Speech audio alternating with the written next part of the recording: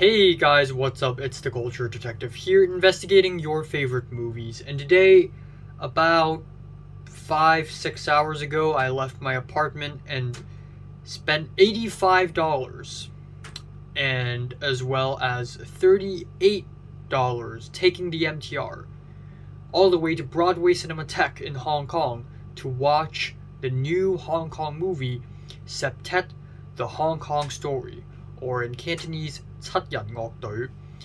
And even though I say new Hong Kong movie, apparently this movie is actually finished in 2020, but it is only released until about a week ago in Hong Kong. So I will consider this a 2022 movie. Now, the reason why I went to the cinemas to watch this movie is because A, I want to watch more Hong Kong movies. Last year, 2021, I watched 4 Hong Kong movies in the cinemas, which is amazing. I've never done that in my life before. And given that I am studying in LA right now, I was a little bit sad that, I couldn't watch Hong Kong movies in the cinemas in Hong Kong anymore. But actually, I can because I came back to Hong Kong for the summer for 1 month. So why not go and watch some Hong Kong movies in the cinema in Hong Kong, which is awesome. So I found out about this movie not too long ago, and apparently it is an anthology film where 7 very famous, very well-known, successful directors in Hong Kong come together to make 7 short films, put them together into a 2-hour-long movie called Septet. And I got interested and I paid to watch this. And I have to admit, I am kind of disappointed, unfortunately. Now, a lot of these short films here feel really empty, shallow, and sometimes even cringy and embarrassing.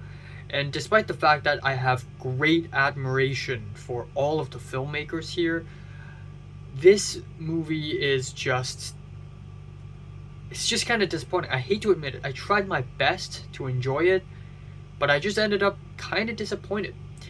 So, first of all, we have the short film called Lingguang, or 天台練功, by the one and only action star, action actor, filmmaker, stuntman Sammo Hung, Hong Gumbo.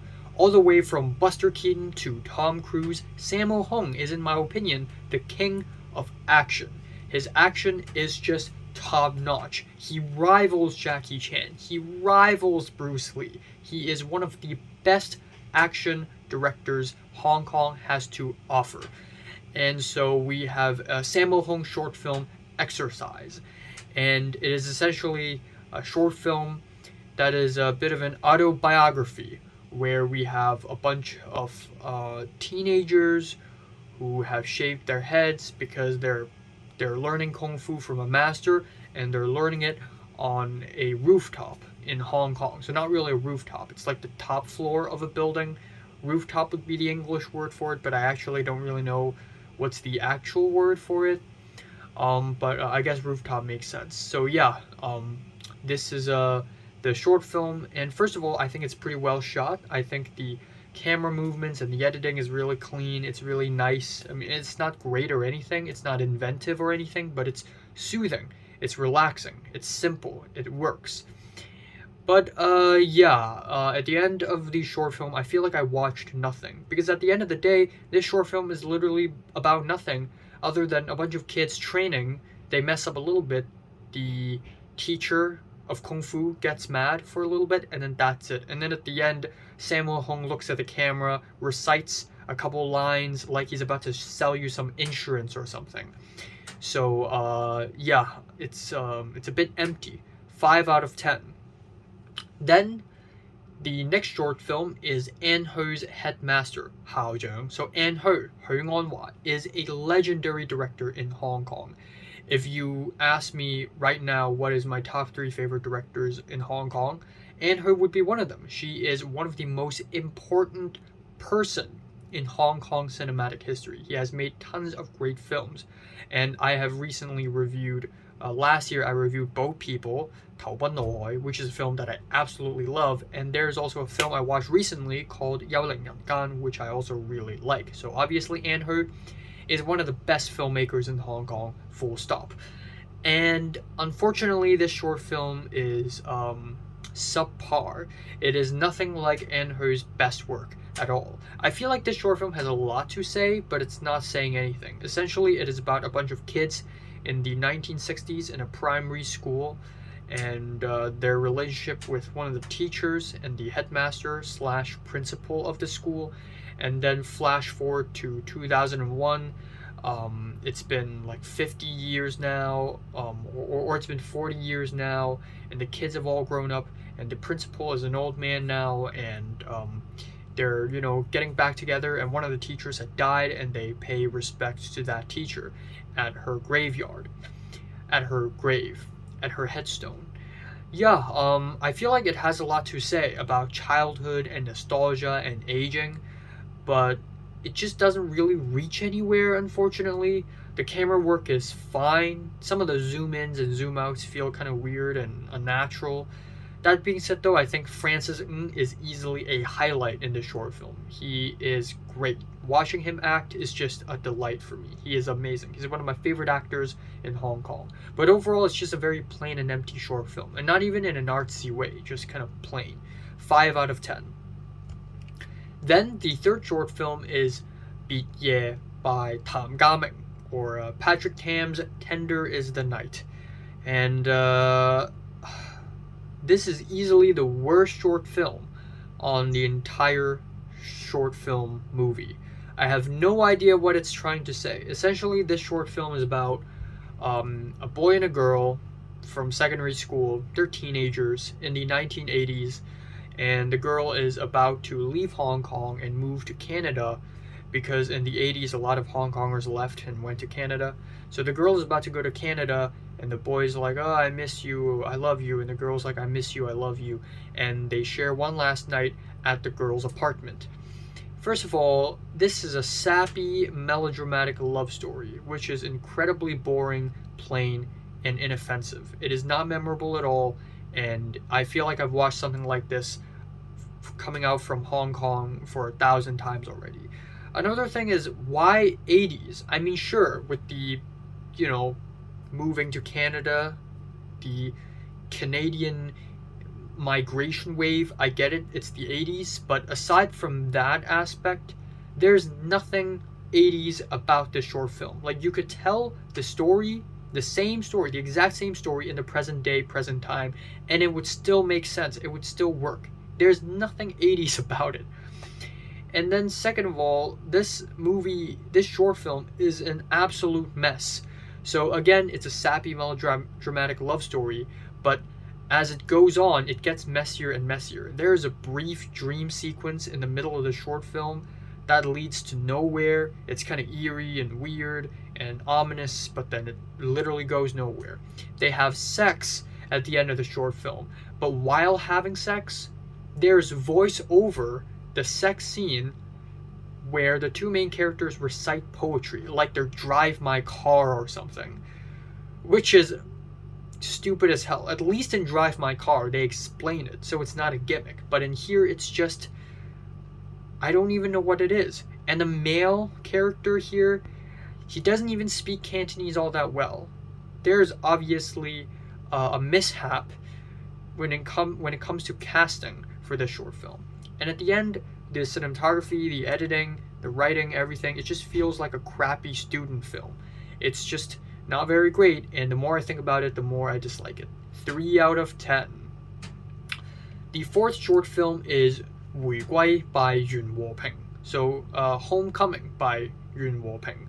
This is a short film about an old man living alone in Hong Kong. At one point, his granddaughter is about to take the exams and has nowhere to live. So his granddaughter lived with him, and that's before the granddaughter left and migrated to Canada or something, or the US or the UK, I think. Yeah, I think this is a lot better than the rest of the short films in this movie. Yun Hua, who plays the main character, the grandpa, He is amazing. He is easily the best element of this entire movie. He is funny, he's full of energy, and he is just fantastic. And I also like how the story deals with generation gap, traditional Chinese food, steamed fish and steamed vegetables versus a McDonald's burger. And yeah, it's a little sappy, it's a little soap opera-esque, but at least the story deals with it in a very complete way, instead of just abandoning the topic halfway like other short films do. And even though this short film is nothing special, it is heartwarming, it is endearing, and I like it. I recall watching Sachiko Wangfun last year, Time, that sort of tackle a similar plot idea, but this short film tackles it slightly better in my opinion because the story just sticks together. So yeah, 7 out of 10. The next short film, or the fifth one, is 偏地黃金 by Do Keifeng, Johnny To's Bonanza. And Johnny To is another one of the most successful and well-known filmmakers in Hong Kong. He is really well known for his crime thrillers, his police versus criminals thrillers, Election 2, Exile, PTU, you name it. So yeah, this is actually a pretty funny comedy short film. It has a lot of energy. The three main characters have a lot of chemistry in this short film.